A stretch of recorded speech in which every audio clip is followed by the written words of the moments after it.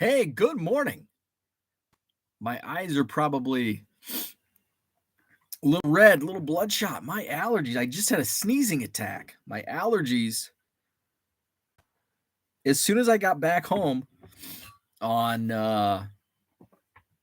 Monday, all of a sudden it was almost clockwork, like an hour after breathing in the Wisconsin air. All of a sudden it's like, I think my allergies are back. I had maybe all the Bud Light that was consumed over the weekend kept them at bay. And then when I was detoxing and back in the Wisconsin air, shoot, I'm out of hankies. So yesterday I went outside. I tried out my new speaker. My wife got me a Bose outdoor speaker. I have one. I think I talked about this yesterday. I have one, but it's kind of shitty. It's like I got it at US Cellular because I had like cash back or some coupon. So it's a shitty one. So this is a nice Bose outdoor speaker. Had it charged up. So last night I went outside, and all of a sudden I'm out there. I don't know, 20 minutes, half hour. My eyes, like, man, my eyes. Why did I just sniffle? my eyes. And my eyes became like super itchy. So I came inside. Freaking hate. And we haven't had rain in like a month. Like literally a month without rain. It's so dry. How dry is it? It's so dry. I had to weed eat my yard yesterday. You're like, why would you have to weed eat your yard? Because weeds grow without water. Grass does not. And we stopped our Weed Man subscription because we're moving. I don't care if I have a green lawn this year. And I'm not spraying the hoses. We've got multiple bills right now. Couple mortgages, couple electricity bills, couple water bills. So I don't need another $250 water bill. So weeds are sprouting up amongst this pasture of brown. And so it's getting to the point where it's like, oh, it looks beyond crap. Like it looks worse than everybody. Like I don't care in this house right now, since we're moving next month. I don't care if it's the best. Like last year, I'm battling Frank for that greenest lawn. This year, I don't give a shit. I'm moving. But I don't want to have the worst looking lawn either. Because I'm guilty of looking at the neighbor's yard. Oh, God, did you see John's yard over there? Oh, my God, John. What's John doing? John's not, like, watering his lawn? He hasn't mowed now I sound like Frank. So I don't want the worst looking lawn. So I weed eat it. Have you ever weed eated an entire yard? Jesus. So I had to knock down these tall, like whatever Weed Man kills, because I've never had these before. So I got those knocked down. Maybe whatever those are had all the pollen in that got in my nasal cavity. So that's what I did yesterday. That's part of what I did. I listed over 1,200 cards to eBay yesterday. I'm going to talk about that. I'm going to share just some things, because I often say, hey, I listed 1,200 cards to eBay. You can too. You can, but there's caveats. You can list 1,200 cards to eBay, but you're going to need a feed scanner. You're going to need to do that amount, Card Dealer Pro or your AI of choice. And that stuff costs money. Guess what? This is America. To make money, you got to spend money. So I just want to share, yes, you can, but but let's make sure the butts are spelled out. So I weed eated the yard. I got groceries yesterday. So one of the, because I live such a healthy eating lifestyle, one of my my go-to breakfast is microwaved frozen burritos. I know. So great, so good for me. And if I go to the grocery store and when I purchase said breakfast burritos, if a certain cashier is working, 99% of the time, he will make a comment on said frozen breakfast burritos and say, oh, he'll pick them up and he'll look at them. I love these. And then he'll look at me and he goes, you know what I do with these? And I'd love to say, you put some cheese, you microwave them, and then you put some cheese on, and then you put some salsa and sour cream, and you warm it up for 30 seconds. But I listen, and I hear him tell me that same story time and time again. He did it again yesterday. I'm like, yes, there's the story I was waiting for. Breakfast burritos, but he dresses them up with a little cheese and sour cream and salsa. So without fail, I get the old cashier talk. Oh, you know what I do with these? I dress them up, little cheese, some salsa and sour cream. You've been doing that for at least 7 years, man. And you tell me about it twice a month. So I did that. New house. I think cabinets. Most cabinets are in. Countertops, I think, will be going in today. Most of the back of the house is sided. So the siders are still working. I think today, possibly our screen porch gets a roof. So that's nice. So I listed a lot and got groceries, got allergies, checked out the house. So let's check out the chat. Oh, and we're going to talk about today's topic. Why do you love sports?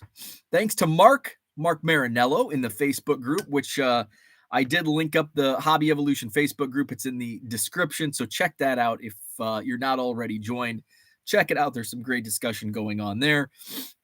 So I just want to see, why do you love sports? And I've got my own story. I think Mark's was the 1974 Hank Aaron home run chase for career home runs. And I don't have like that moment. Like there's not a singular moment that I can look back on and say, that's why I love baseball. That's why I love football. I don't have a singular moment. I have multiple moments that kind of fortified my love for sports. We've got Harlan in the house. What's up, Harlan? George, good morning. Shane, what's happening? He's rooting for the Nuggets. Yes, NBA Finals. I don't even know. I know who's playing in it. It's Nuggets and maybe I don't. Heat Nuggets. Good morning, Herman. What's happening? Donald Davis in the house. David, good morning. Sal Dougie is here. Greg, good morning. Victor, what's happening? Talking Tatis, what's up? Drummer Matt K, good morning. I love sports because you never know what's around the corner during a game. When a team starts to get hot, just look at the Reds these past couple of days. That is fun. It's kind of the unknown. That's why and that goes with not just sports, but kind of like my jobs. You know, I was in radio, and every day in radio was different. The only thing that was the same was the shitty paycheck at the end of the week. And my grocery bill with ramen noodles and peanut butter and jelly. But every day was different. And especially when I went on to work in college sports, I'm traveling, I'm seeing new places, exotic locales like Logan, Utah, and Sioux Falls, South Dakota, Hammond, Louisiana, Montgomery, Alabama, Fargo, North Dakota, which, by the way, is an underrated city, that Fargo. Let's see. Ed, what's up? Sports car. Oh, I'm reading your name. Ed says, good morning all. Kitchen renovation finally done. Back to my normal everyday life. That's awesome. Congrats. That's got to be a weight off your shoulder. Uncle Rich, 259 members. We need more, so the number is higher than a Javi Baez batting average. I was looking at, I wanted to compare, because Matt Mervis, and I love digging in because my disdain for Matt Mervis, how I think he's just Brian LaHair with a different name. And that's how he's been performed. Actually, he hasn't even performed as good as Brian LaHair. Brian LaHair made an all-star game. Matt Mervis isn't even freaking close. So I always like to rub it in. Actually, I had, so in my Cubs group, somebody sent me a message about Matt Mervis's numbers. And so I took it and ran because I like to jab it. Look at your Matt Mervis now, because everybody wanted Matt Mervis. Matt Mervis. Eric Hosmer sucks. Guess what? Eric Hosmer in 2023, his batting average is 56. It actually might be 58 now. At the time, I don't think he struck out for the second time. 56 points higher than Matt Mervis right now. And then people, well, Ryan Sandberg started out hitting. Well, guess what? Matt Mervis ain't no Ryan Sandberg. So he's more like Brian LaHair without the all-star. Matt Mervis sucks. Do I want him to suck? No. But he is who I thought he would be. He is a 4A player. He's great in AAA, which is where he belongs, in Des Moines, Iowa. Unfortunately, this Chicago Cubs team doesn't have anybody to play first base. Hey, there's still some fans in my group chat. I think some have fallen off the Matt Mervis bandwagon, but there's still a couple hanging tough. But he's performing exactly how I thought he would. Not handling major league pitching, striking out at an absurd rate, and performing worse than Eric Hosmer. Good morning, Andy Mack. What's happening? Donald Davis says, so is it better to list 1,200 cards at once or a few every day? All at once. That's, I would say, because we don't know the algorithm, right? Everybody talks about the algorithm, the eBay search algorithm, which is real. It is real. But if you have 1,200 cards, list them. If you're sandbagging, if you're holding 1,100 cards back and you're like, I have 1,200 cards, I'm going to list 100 a day. Don't mind me picking my nose right there. I'm going to list 100 a day. Well, those 1,100 cards and those last 100 cards that you sit on for 11 days, they're not making you any money. They might make you money today or tomorrow. What I compare people trying to work the eBay algorithm is much like strategies to avoid paying fees on eBay. People work twice as hard to save 2% on fees and everything else. If you would just take that energy, time and energy, and just sink it in to whatever platform it might be, the results will be much better than, putting twice as much work to save half the amount of money or a fraction of a percent. So my theory is, if you have it, list it. If it's don't sandbag it. Don't wait. What are you going to use that time for? Say you have 1,200, say you have the time to list 1,200 cards, but you're trying to time it right. What are you doing with that extra time? You're probably not filling that time shipping items that you're selling because you're holding items back. So list as many as you can. So kind of my strategy, of course, you don't have to listen to my gospel. Just, this is my opinion on it. I'll list 1,200 yesterday. Today, I'm going to focus more on shipping. Now, will I list? Yes, absolutely. but I'm going to focus more on shipping. And I was able to, I was able to catch up before I left over the weekend. My sales dollars are actually up, but my sales volume has been down, which is kind of nice. I want them both to be up. But at the end of the day, I'd rather have sales dollars up than sales quantity up. So that's my theory. And I know not everyone's a volume seller and has 1,200 cards to list, or the time to list 1,200 cards, or the capabilities to list 1,200 cards. If you're a smaller seller, smaller volume seller, maybe work that algorithm. But at the end of the day, you're using eBay to sell items, not, work this algorithm and, try to beat the algorithm. So if you have the time and if you have the items, just list them. And if you run out and you don't have anything to list tomorrow or the next day, do something different. Promote your store, promote your items, link it up on social media. Just work that sales funnel. That's my opinion. Rich says 2 Nuggets. Jokic and Murray had triple doubles last night. Wow. I think I've got some Jamal Murray rookie cards I'll have to dig out. Shane says, this happened after I already loved the sport, but time and time again, I watched Marshawn Lynch running through half the Saints defense during the playoffs. There you go. That's a good one. Card Hobbyist is a Heat fan, but the Nuggets are really good. I don't care. In fact, I'm wearing an NBA shirt. Didn't even realize I'm Milwaukee Bucks. I don't care because I don't watch the NBA. But if I had to have a rooting interest, like, I think I've heard of more players on the Nuggets. So I'd be like, I'll go for the Nuggets. I have some friends in Denver. Let's go Nuggets. I don't know if I have any friends in Miami. Talking Tatis says it was the 69 Mets. Why he fell in love with sports. I was 7 and hooked. It made everyone excited, and I wanted to be part of that excitement. Miracle Mets made me love baseball. I am glad. The Miracle Mets, and if I was 7 years old in 69, the Miracle Mets probably would have made me hate baseball as a Cubs fan. So I'm glad I wasn't around in 1969.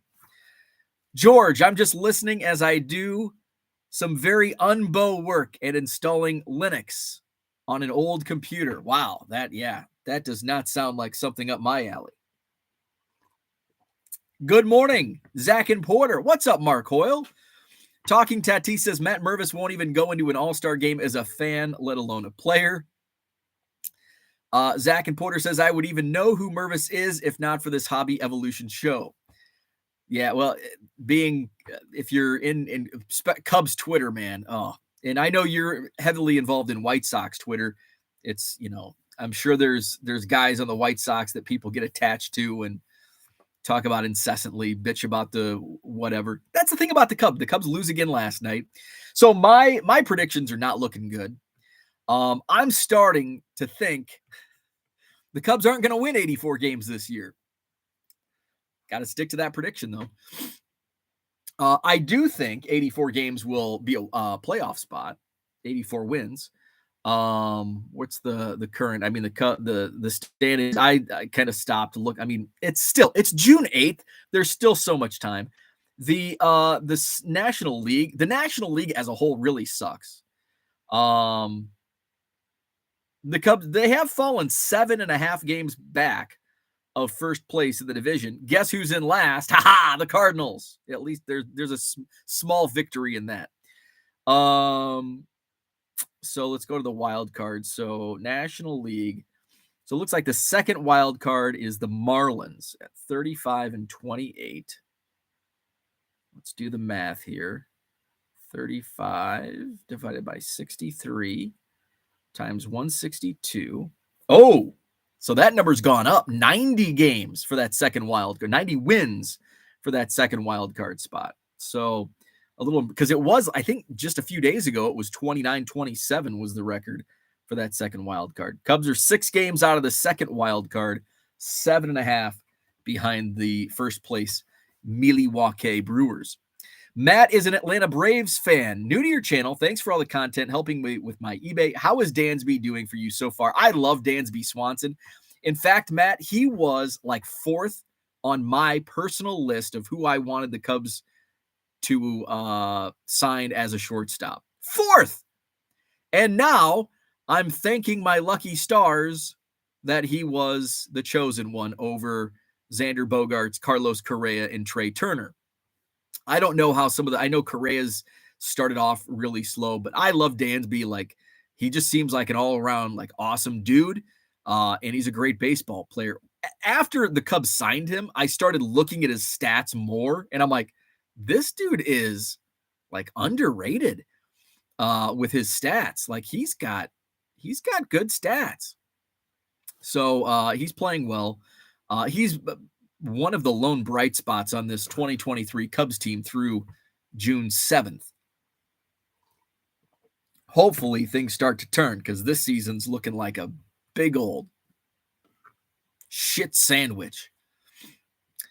Card Hobbyist says, social or family environment makes people sports fans. Growing up in South Florida during the Marino era and Miami Hurricanes heyday instilled my football fandom. A lot of truth in that, because it is mostly regional based. Or you're a bandwagon. It's like, it's either regional based or bandwagon. You know, I think we all have that friend or acquaintance who wears a Dallas Cowboys sweatshirt, a Los Angeles Lakers hat, and a New York Yankees some pennant. I don't know. But they're just a fan of all the popular teams. So yeah, I think it's mostly regional and obviously you know, how you grew up. You know, I grew up, I had some friends growing up where they became either Cubs fans or Cardinals fans because they had a parent or grandparent who rooted for the other team and they wanted to piss them off as little kids. Little shitheads. That sounds like something I would have done as a little kid. But I did attach myself to the Chicago teams. Thank God. St. Louis is so boring. Just kidding. Just kidding.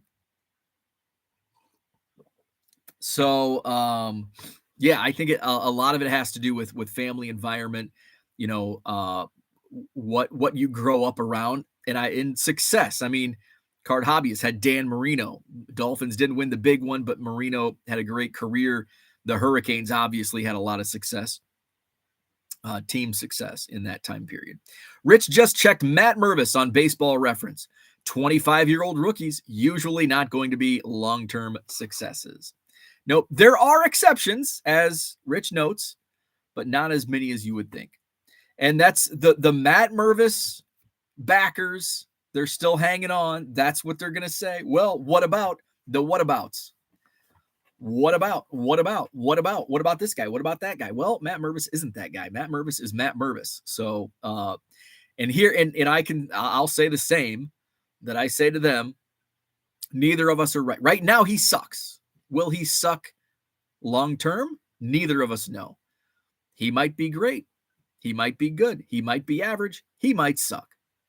He might be a AAA player the rest of his career. Mark says, good morning. Air quality upgraded to poor. How about that? In New Jersey, I saw a headline that made me scratch my head. It said, East Coast gets a taste of wildfires. No, they don't. The East Coast is getting a taste of smoke and poor air quality. They're not losing homes or people to actual wildfires. They're just experiencing some poor air quality for a few days. Chris, yeah, list as much as possible at once. More volume, the better. Gospel of Bo 6-8. Good morning, Redbridge. Michael Renicky, what's up?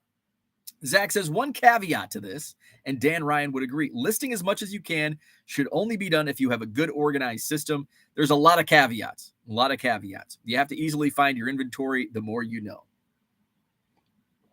And not only that, list quality. I did list, so I listed 1,200 yesterday, a little over 1,200 total. It was a mix of quality and quantity. And the thing is, and I always want to make sure, I don't want to go out and say, oh my God, Orlando Merced 1991 tops Major League debut sold. Sell, sell, sell. You know, I don't want to be like one of those guys that you see on YouTube. Look at what's sold. I want to also show the transparency in that not everything sells. I make some bad deals. I make some bad buys. You know what? I'll go through and box 16, ladies and gentlemen, makes its debut. Box 16. Welcome to the program. So out of 16D, I listed like the entire set minus Cubs of 1991 Topps Major League debut from 1990. Why did I list these? Because I often preach list quality, not quantity. Nobody wants a bunch of 1990 Topps, 90 Upper Deck. But that's kind of a caveat in itself because it's a box set. It's not, you don't find those cards in every Goodwill pallet, in every collection. Everybody, oh, I've got these. 1990 Topps, you do. 1990 Upper Deck, Donruss, Fleer, etc. Yes, you do. So those, and I listed, like I said, 1,200 cards yesterday. And some of the stuff that I sold yesterday, let's just go off of, let's see. Oh, got a couple nice offers. Well, I don't know if they're nice. A couple offers on some nice cards. So let's go to last sold. Of course, a lot of Ellie De La Cruz is coming up in my last sold. I'm trying to find stuff that I listed yesterday. Was this? Nope. A bunch of Yankees sold. Oh, had some Chris Sale sales. Sales. Sold 3 Chris Sale cards. All right. I sold here's just an example of a bad buy. I purchased, this was, I think, at the Wisconsin Dells Card Show in May of 2021, more than 2 years ago. I love digging through those plastic bins of like vintage, you know, and it says like book price, $20, your price, $4. So I picked up a 1949 Bowman Eddie Yost, and I think I paid $8 for it. In fact, I probably have it. I won't bore you with me looking through my notes because it was over 2 years ago. But I think I paid $8 for it, just based on my price. That's, I'm guessing, because I priced it at $15. I had some offers come in at like 10, and I'm like, I'm going to hold out. And I think I just ended up forgetting that I had this in my eBay store. But it finally sold at $15. Now, my net price, you know, that'll go on, is it? Nope, that's the wrong one. I wonder if I can see, if I go to the order details page, if it has a breakdown of my fees. It doesn't. It just has the order subtotal. Okay. So let's just say $15 times 12% plus 30, 210. So we're at 15 minus 210. We've got 60. What's posted? 63 cents? I can't even remember. 60 cents minus 60. Minus 7 cents for that card saver, minus 2 cents for the envelope, minus 2 cents for the label, minus, it's a half penny, but a penny for the card sleeve. Is there any other fees I'm missing? I think that's all. So $12.18 minus the cost of goods. So a total net profit of a little over $4. And it only took me 2 years and a month. 2 years and a month to make $4. So that's not exactly a good buy. Hey, at least I made money, but had I sold that, say I sold that for $10 in June of 2021, yes, I would have had a net loss, but at least I would have cash, and I could have turned that, loss into multiple wins over the next 2 years. So I was looking at my last sold. So that was just an example of a bad buy. Where are we at?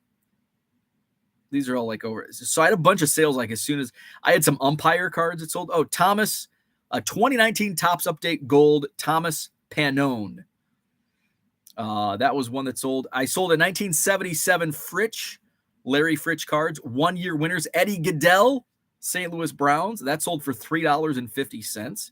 I listed a whole bunch of those 1 year winners. Those are pretty popular cards. I'm surprised more of them did not sell. But again, it's been 12 hours, 16 hours. I'm trying to find the commons that I sold. I just shipped out an Orlando Merced. I think I already shipped, so maybe that's why it's not showing up. I sold the Fergie Jenkins Senior League card, and that came from because I posted it on Twitter, and then I just dropped the link. So a 1991 Topps Major League debut Orlando Merced sold. So now we're getting into some of the other stuff. A 1994 Stadium Club Larry Allen rookie card. A 1981. I did a lot of 1981 Topps traded. Oh, the very first card. So I think I sold 3 cards out of that 91 Major League debut set. Narciso Elvira of the Milwaukee Brewers sold. Orlando Merced and Narciso Elvira. And then I think there was one other one. I sold an 81 Topps traded Larry Sorensen. I listed a bunch of basically the entire set of the 1988 umpire set, and 7 of those cards sold. Rusty Staub from 81 Topps Trade. All those sold within hours of listing. But some of the cards that I listed, again, I listed like out of those, 1,000 cards, a lot didn't sell. But also it's only been, 20 hours, 16 hours. Okay, so there are lots of caveats. Donald, you are welcome. Rich is a Yankees fan, but it was the 67 Red Sox impossible dream which clinched my love for baseball. I better not talk about that because Mark Hoyle will show me a ton of 67 Red Sox stuff. Mark Marinello adds in, and he is the inspiration behind today's topic. I fell in love with baseball April 8th, 1974, when Hank Aaron broke Babe Ruth's record. Good morning, Paul Heath. Mark says you're safe, Rich. Red Bridge loves the UFC because as a kid, Tim Sylvia was from my hometown, and watching him win the UFC heavyweight title was awesome. We had a big party and watched it on a big outdoor projector. Made me a lifetime fan. That's pretty cool. 91 Braves run from worst to first was my impetus to Braves fandom. Mark says, don't worry, the Mets are not don't worry, Bo, the Mets are gaining on you. I think the entire National League is gaining on the Cubs right now. Ed says the eBay algorithm will be more friendly to those who list every day. It's definitely more complex than that, but consistently listing every day is very important. Kyle says, good morning. I generally like competition and perseverance. Both show up in sports often. Absolutely. Where we at? Let's see. Never get tired of seeing Mark's 67 stuff. Grinding for good in the house. Cooter, good morning. I fell in love with sports in the summer of 76, going to Oklahoma City 89er games with my older brother when they became the Phillies AAA affiliate, and a couple years later would have a young player who would go on to be a superstar for the Chicago Cubs, one Ryan Sandberg. One of my favorite cards in my collection, though not a Cubs card. It's not even part of the 1 Million Cubs project, but it is part of my Sandberg collection. It's the, what year was that? 1979 TCMA, Oklahoma City 89ers. I don't have the Reading Phillies. That's up there on my list. The 80 Reading Phillies, it's a much harder, more rare card, more expensive card. James says, Pete Crow Armstrong. Matt Ellison, Dansby took a few years to get his potential, but he was always a team guy and a good baseball player. It hurt to see him go, but not like it hurt to see Freddie Freeman get the walking boots. Is there anywhere I can reach out to you with questions about eBay that may provide you with topics to discuss for YouTube content? Absolutely. Check out the Facebook group. If you're on Facebook, that's probably the best way to do it. Link is in the description. I'll try to drop it here in the chat as well. I think that's the best. Otherwise, Twitter DM. If you comment on YouTube, I probably won't see it. I might see it. I do a poor job at reading and responding to comments on YouTube. 1millioncubs.com has most of my socials. Let's see. Dan, what's happening? Flipping Sports Guy. The headline was correct. The East Coast received a taste of it in our mouths and nostrils. I looked at Bo's store the other day. He has a good clue of what to put into eBay. His cards posted made a ton of sense. Hello, Box 16. Welcome, and may you become as famous as Box 13. Where'd 13 go? Oh, wait. Box 3's looking pretty rough. Oh, I can't even get out of my own way. There's Box 13 in all its faded glory. Good morning, Flawed Thinker. Todd says, good morning. Those Ellie De La Cruz cards sold quick from your store. Yes. I think there's a couple inserts, and that's all. I posted those to eBay, and then I immediately went to Twitter and said, hey, I've got some Ellie cards. I think I underpriced. I probably have the inserts a little overpriced, but I think the chromes I had underpriced because those sold immediately. I had those at like $250, and I think those are probably selling for more. James listed 5 Ellie De La Cruz, PSA 10 first, and 6 Mojo. Oh my God. James, dinner's on you. James is going to be rich on that. Mark says, Eddie Yost, the walking man, longtime Mets third base coach. Rich says $15 for the Yost makes sense as compared to book price. You bought fine. Let's see. I don't find the Topps Major League debuts in dime boxes. Those are a good find for team collectors. Yeah, team collectors, player collectors, and TTMers. That's something that I think I took for granted when before I started really listing in volume was the amount of autograph collectors that go out and will spend $1, $1.50 on commons. I see it constantly, especially when I list like early 80s cards. You know, all of a sudden I'll sell like 3 or 4 81 Fleer Topps and Donruss cards of Steve Rogers or somebody. I'm just trying to pull a name out. And so I'm fairly confident those are going to, autograph collectors that are, looking for cards to send in TTM. The Narciso Elvira, I'm sure that's going to somebody looking to send TTM. I don't know, maybe not, but that's my assumption. And you all know what assuming does. Let's see. Henry says 2023 Topps Series poo. I don't believe the hype. Yeah, I'll look for it. I don't have anything going on this weekend. I haven't ripped anything in a while. Is it out? Is this actually release week? If so, I'll probably, I'll go to Target or Walmart. I'll look for a few blasters. I'm not buying hobby boxes. I'm not going to go clear the shelves and buy 20 blasters, but I'll buy 3 or 4 and just rip for kind of the fun. Probably should go sooner than later just so I can get, some of my money back on flipping the singles. Flawed Thinker says, technically, if you counted it as a loss of $8 in 2021, then you didn't lose anything. That's the way I think about it. That's one way that's one way. Like, okay, it came out of I lost it in $8. Now it's pure profit. But I did lose, I could have turned that $8 in 2021. What could I have done? What's the opportunity cost?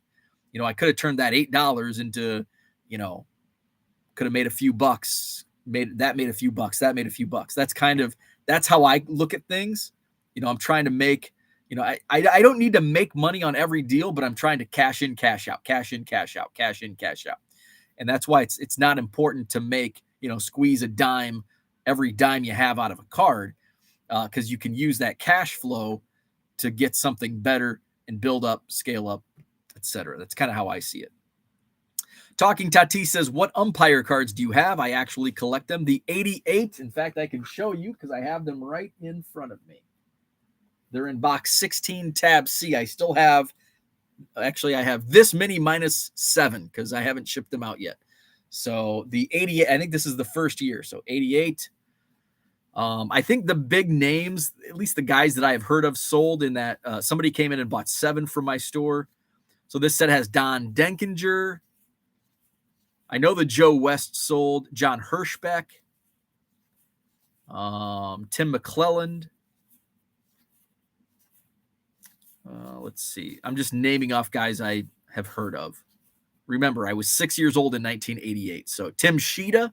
So I know the guys that had long careers. Tim Welke, Larry Young. Let's see. Dana DeMuth, Bruce Fremming, Randy Marsh, John McSherry, Ed Montague.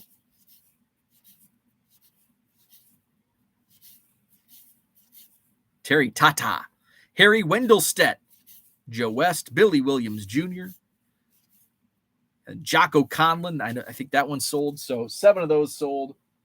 7 of that whole stack. So I have that whole set minus 7 of the cards that have already sold.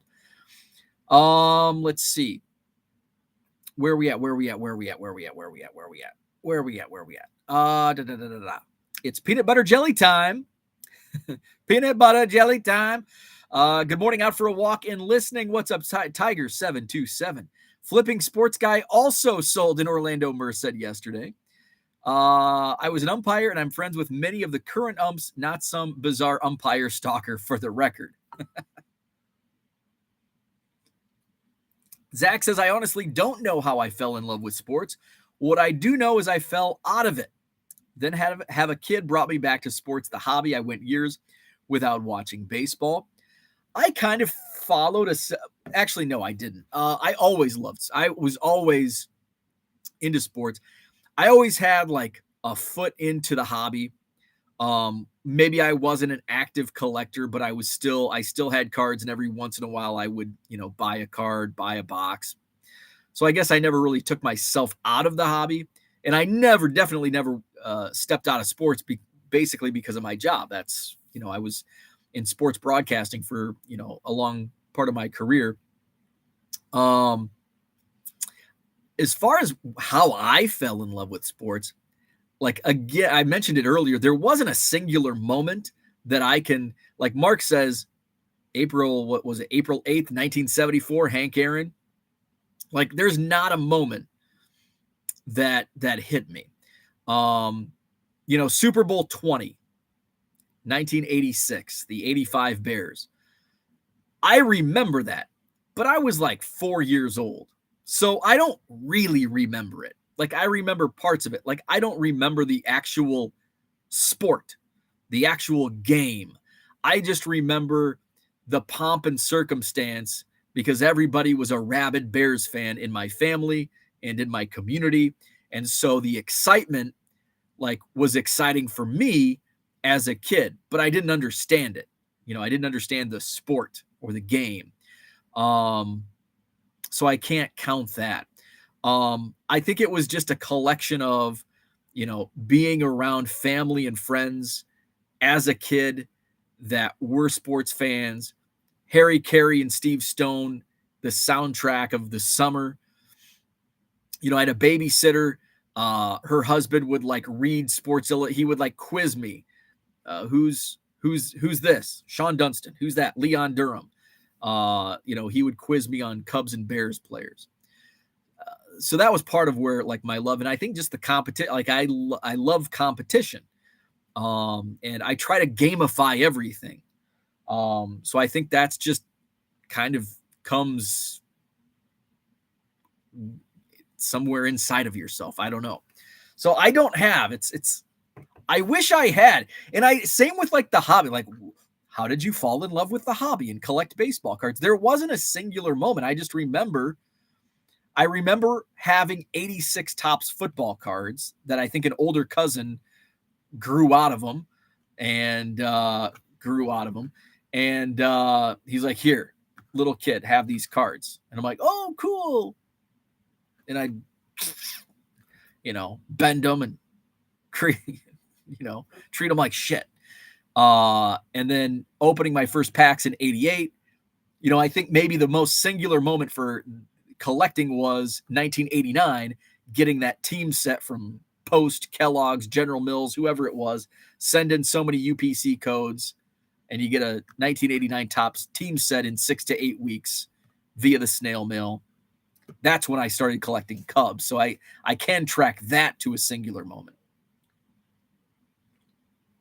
A collector's dream in the house. What's up? Good morning. Talking Tatis says that admission is not an invitation to bash umpires or Angel Hernandez. Zach and Porter, you are banned from the channel. I am not a Joe Morgan fan. Mark McGlynn, what's up? Enjoying the chat. Keep up the good work. Thank you so much. Uncle Rich says, I don't think a TTM is for Mr. Elvira. He passed in 2020. I was actually gonna check that. I'm like, now, I mean, even guys that played into the 90s, you don't know. Probably a team collector. Yes, I bet you are correct, sir. Commons are so hard to find at the LCS.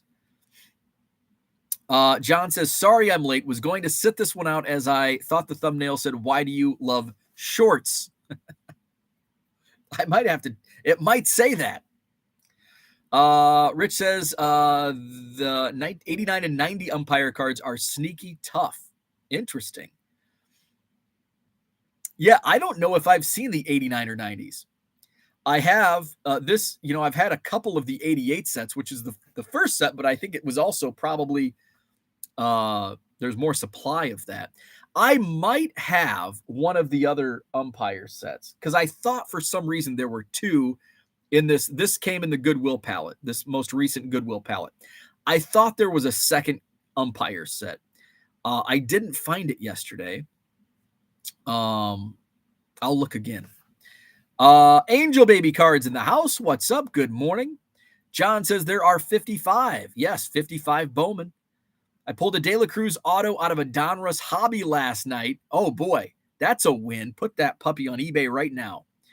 Let's see. Tata, not Tata, you perv. I assume you meant to type out perv.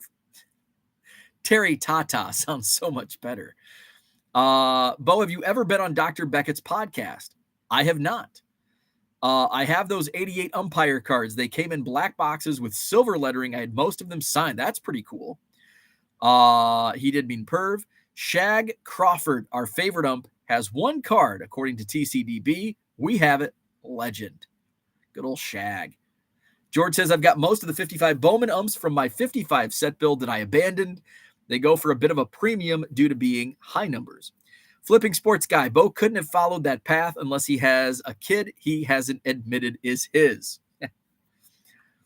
But even if I have a kid that I didn't admit was mine, I wouldn't have raised the kid, so I wouldn't have followed that path.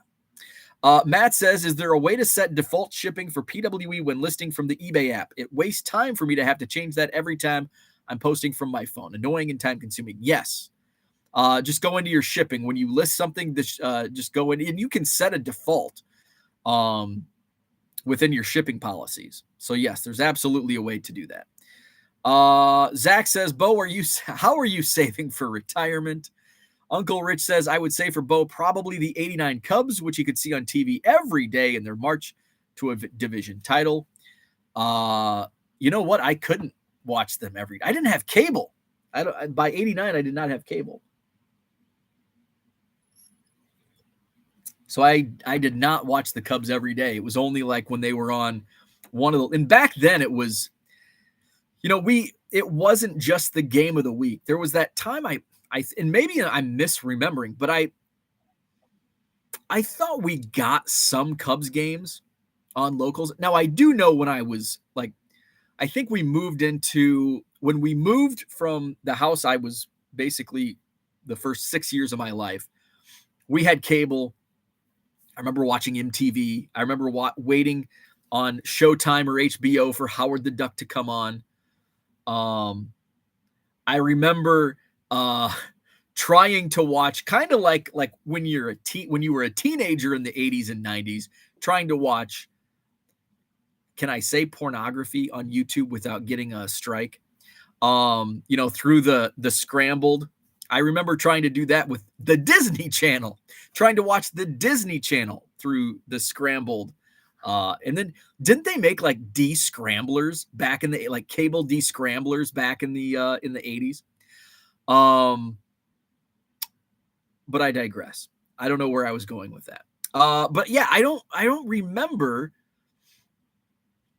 after, and maybe I just didn't, maybe I guess it was either radio or other people's houses, unless they were on, because I thought for a time we had, because WGN, even though I was in, a couple hours from Chicago, it was only on cable.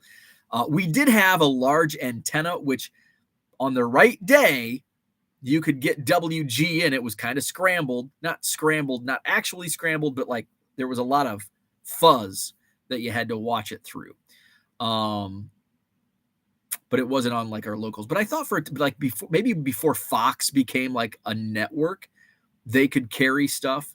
I don't know. I can't remember. I was just a kid. If pickleball is a sport, then I'm in love. I loved pickleball. We played that in PE in junior high and high school. Fun sport. I haven't played it since junior high or high school, but it's making a huge comeback. Shane is currently listing 2021-22 Upper Deck Allure base cards with a flatbed scanner. I only have base cards at the moment left to list till I get some more inventory. The rough times of the beginning. Big picture question. Would you consider your career move a huge success if you were still selling 5, 10, 15 years from now full time? I don't know. I can't answer that, because if I moved, I mean, I could evolve what I do and how I make money, and it may not be selling cards. It may be a launching point for another career. So I can't really answer that. Yeah, I just can't answer that, because I may not be selling cards in 5 years, but doing something different that, I would still consider it. I mean, I think it's a huge win just because I'm not working the job I just, I worked for 8 years. So not a question I could answer. Zach says Keating needs to move to the Villages, unlimited pickleball games and VD. Good card show at the Villages. Where are we at? Let's see. Angel Baby, 86 Topps baseball will always be my first love. I worked on the movie The Village. I won't be moving to the Villages. Angel Baby started collecting Spring 86. They were out there, but they remind me of a good time in my life. Cooter says the wide world of sport and early ESPN was great to develop interest in sports in general beyond the big three. Lumberjack competitions and semi-truck racing was awesome. I remember the lumberjack competitions. I don't remember semi-truck racing. That sounds fun. That sounds a lot of fun. Henry says connecting World Series moments in 84 while having baseball cards got me cuckoo for cards. George says, my love of sports started in the early 80s when I was knee-high to a grasshopper sitting in the stands of the Jackson Coliseum watching the Harlem Globetrotters in amazement. I don't even remember I'm sure my first sporting event was a Quad City Angels game back in the late 80s. I'm sure that was my first sporting event. I didn't go to a Cubs game until like 2000, 99 or 2000.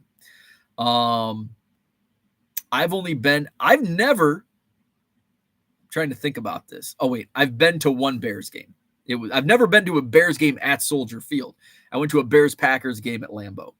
I've only been to 2 NFL games. I'm not a big NFL fan. I mean, I'm not a big NFL fan. I'm an NFL fan, more so from my couch. I don't even care if I go to another NFL game in my life. So I'm guessing my first pro sports game was minor league baseball, Quad City Angels, Clinton Giants.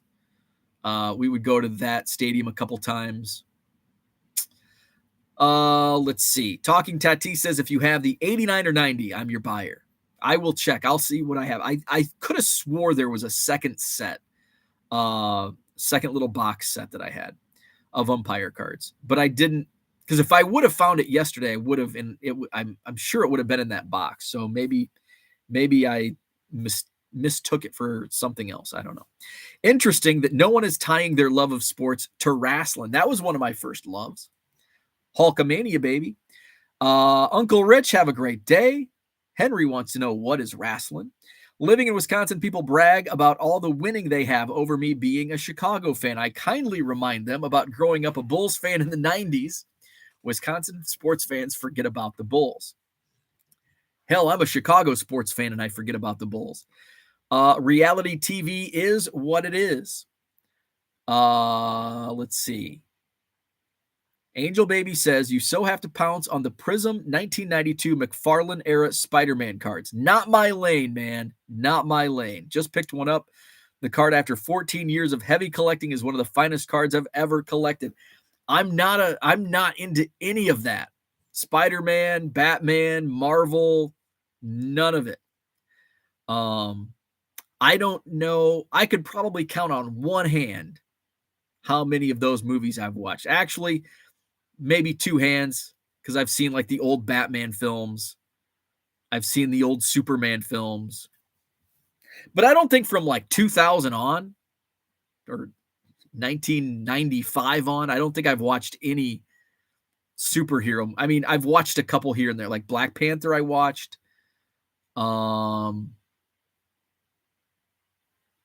Maybe another one, I don't know. But just not my forte. How many parades have the Brewers had? 0. Let's see. Rich says you probably did, as the Cubs have a network of stations in those days. That's true. That's a good point. That's a really good point. Let's see. John says, I hate long goodbyes. Hater sparked a parade a few years ago, but the participants weren't wearing Brewers gear. Rich, it'll be okay. We'll be here tomorrow. Be strong. Greg says, no cable until I went to college, 4 channels. That's how I mostly grew up. First 6 years of my life, we had cable, Showtime, HBO, and a scrambled Disney Channel. And then until I went to college, I didn't have cable again. I had to bum my Beavis and Butthead kick of the mid-90s from my friends. Just saying, but I have the card on my desk at the moment. Damn thing looks like I have found the Arkenstone of Thrain. Amazing card. Cooter says, I heard from a friend you could use a folded index card to descramble the early cable boxes. Baseball cards were way thick to fit, so I heard. Interesting. Flipping Sports Guy missed the Saturday morning QB challenges. We used alligator clips to bypass hotel pay-per-view boxes. Brings back great memories. Mark says, discussion brings back so many memories. Late 70s, early 80s, I had a Mets helmet radio. On certain summer nights, I could pick up games from Philly, Baltimore, and Cleveland. Dan says, totally agree. It's a huge win for you. I was just wondering how about years down the road. The VHS Super Duper Baseball bloopers and the first 25-year history of the Super Bowl plus WWF weekend mornings got me into sports on TV. Hell yeah. WWF Superstars on Saturday mornings, followed by American Gladiators, and then World League Football. How about that? That was a day in the life of Bo circa 1990. Wake up, have my Trix, the cereal, Trix, WWF Superstars, American Gladiators, and then at noon, you get the World League, the frickin' San Antonio Rough Riders taking on the New York, New Jersey Knights. How about that? See, what was his name? Jacques Duchesne. He was the coach of one of those teams. I can't remember. What's your holy grail card? As an Atlanta fan, my grail is the 08 Topps Chrome rookie auto Matt Ryan Super Fractor jersey number 2 of 10. Holy shit, that's a big card. It's in a BGS slab, and I'm thinking about cracking, sending to PSA. My card, my holy grail that I own or that I would love to own. I don't have like a singular card. I certainly don't have something like that. Like that's like an easy. I don't have anything like that. I just have a lot of like the 1954 Topps Ernie Banks rookie card. You know, that was number 1 on my want list, but you can go on eBay right now and find 200 copies of it. I don't really have any I don't want to pay. I'm not a big enough fan of a player to spend the money on most superfractors. I do have an Alexander Canario Pro Debut superfractor auto. Hopefully he becomes a star and that becomes a big card. Right now it's just kind of, he's hurt and still a prospect. Yeah, so I don't have like that big holy grail card. Let's see. Angel Baby says, neither was I, but I could learn to appreciate the webhead with this bad boy. The Ottoman Umpire. Jody says first pro sports game was Seaver versus Carlton in 71. How can't you love the sport after that? That's how do you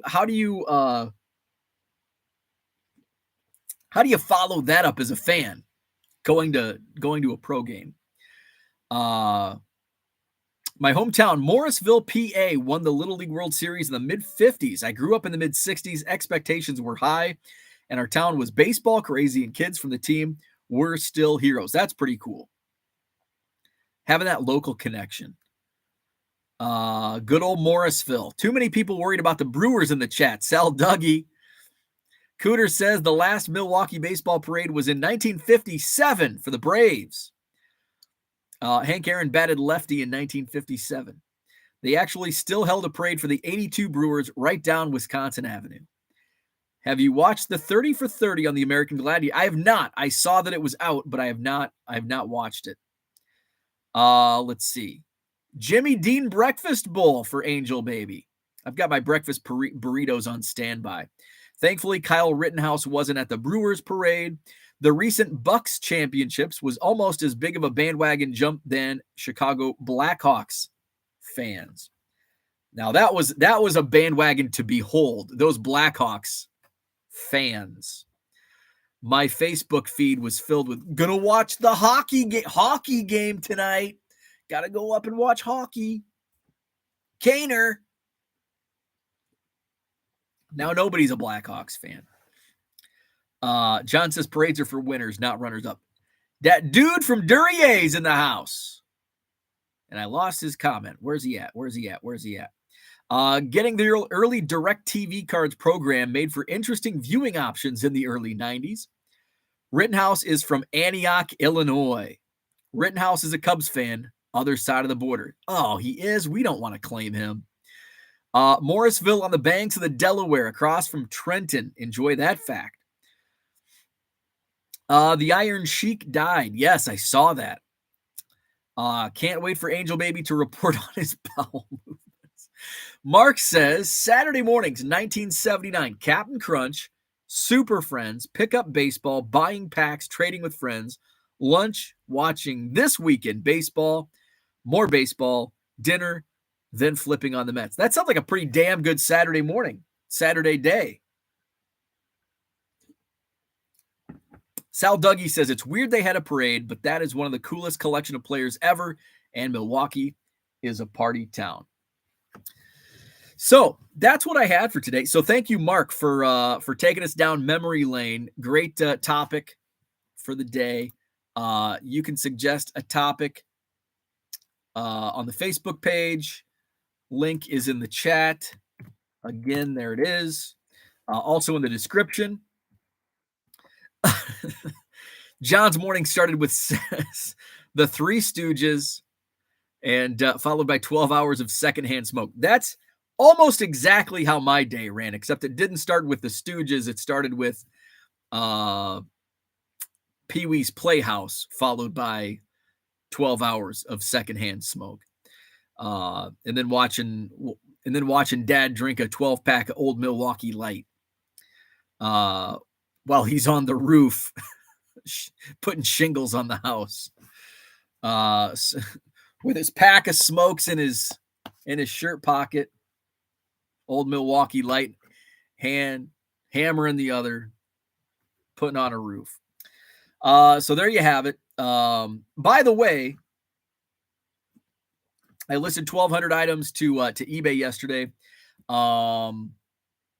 I used Card Dealer Pro. I was running at about 80% accuracy. So, I wanted to address, there were some comments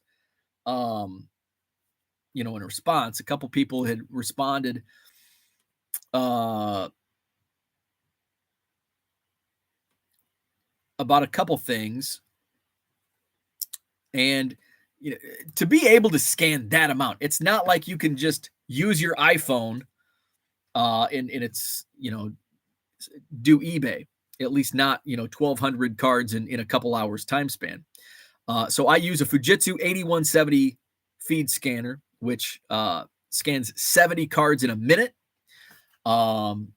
Somebody had commented, I tried and it took too long to scan, around 4 minutes per scan. And I'm like, what scanner are you using?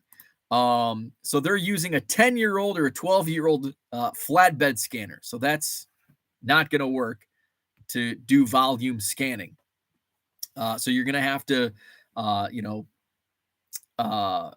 put in the price for a feed scanner if you want to do that type of volume. You don't have to do, obviously, you don't have to do that type of volume, but it's going to help you scale up if you choose that route. Card Dealer Pro, somebody commented, and I went to their Twitter feed, and I shouldn't have even responded based on all of their interactions on Twitter. They tried to scan Optic Basketball 22-23, and it didn't recognize them. It's been out a month. Well, it takes a while for the AI to recognize cards, so it's not going to be an overnight thing. I would venture to guess if it's been a month, it's going to be recognized fairly soon, because I know there some 2023 Bowman I haven't tried lately, like within the last week, but some were being recognized, and that's been out a few weeks now. I scanned about 1,200 cards again yesterday, 80% accuracy. It's all about, again, I'm very strategic in what I list. It's not always the highest quality cards, 91 Topps Major League debut, but it's not something that's commonly found in every dime box or eBay store. Umpire cards, I listed 60 of them and 7 sold, boom, right away. Those are the type of cards that the AI recognizes with almost 100% accuracy. So I listed, this box is 87 TCMA minor league cards. I think it recognized all but like 4 of those cards, and I didn't have to do a damn thing. 81 Topps traded, same. The umpires, same. 91 Topps Major League debut, same. 87 Donruss the rookies. And then 500 or 600 were random. Accuracy wasn't as high because in those first 5 sets that I mentioned, AI was probably running 90 to 95% accuracy. Some of the random stuff where it's just a hodgepodge of 100 cards per batch, that was probably running 60 to 70% accuracy. So all in all, an average of about 80%, which is really damn good for AI. So if you want to scale up, check out carddealerpro.com. When you sign up, use promo code CUBS, CUBS. And when you sign up for a paid subscription, you'll receive 500 free scans. So use promo code CUBS. You can give it a test run. It's super easy to give it a trial run. You don't get free scans with a trial run. But I guess you do, right? But you won't get the promo 500 scans without a paid subscription. You can also set up a Zoom chat if you have any questions. So check it out. Let's see. Where are we at? We're going to wrap things up. USPS lost Angel Baby's entire box of cards. That sucks. What time of day did your father cross over from buzzed to mouthy? Well, he started off pretty early in the day, so it might have been like around 5, 6 p.m. Probably 5 p.m. What's a good price for a used Fujitsu? So the 7030, I would say the average price is going to be $250 to $300, $350, maybe on the high end. So anywhere for a 7030, $250 to $350. For a 7160, you're probably looking $300 to $400. 8170, I don't know if you're going to find many used refurbished out there since it's still fairly new.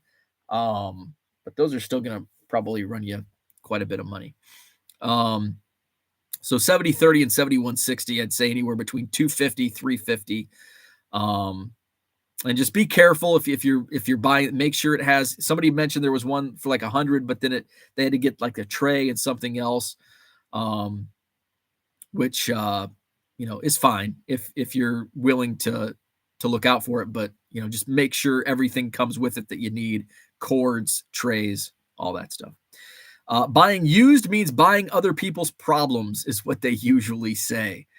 I prefer the term pre-owned. Not all the time.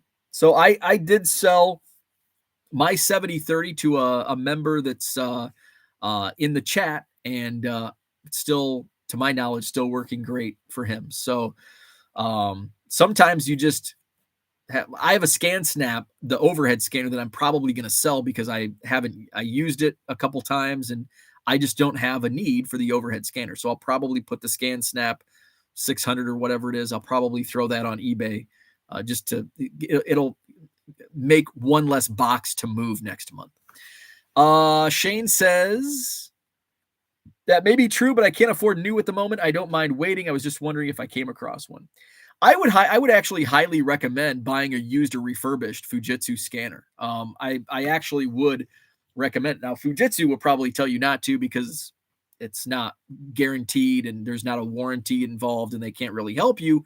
But if you're on a budget, most definitely, I would definitely recommend buying used or refurbished. Just make sure you're buying from, reputable. Make sure you're getting what you think you're paying for. Otherwise, don't buy it. Let's see. Where are we at? How's Bo's allergies? They are terrible today. They flared up yesterday. Bad again today. Hopefully we get some gosh darn rain. Frank had his rain gauge out the other day, and guess what? It didn't frickin' rain. First time Frank's let me down. 7 years. When that rain gauge is in the backyard, it means it's going to rain. Frank is now, he lost his 7-year win streak. So that's what I had for today. Thanks for tuning in. Hit the like button if you haven't already. Subscribe to the channel. Facebook group for Hobby Evolution is, there's a link a couple times in the chat. There's a link in the description. My eBay store link is also up. Buy 7 or more cards at regular price. There's an automatic 25% discount at checkout. So check that out as well. So have a great day, and we'll talk. Hey, tomorrow's Friday already. How about that? So tomorrow we'll play Name That Player on a free-for-all Friday. We'll see you then.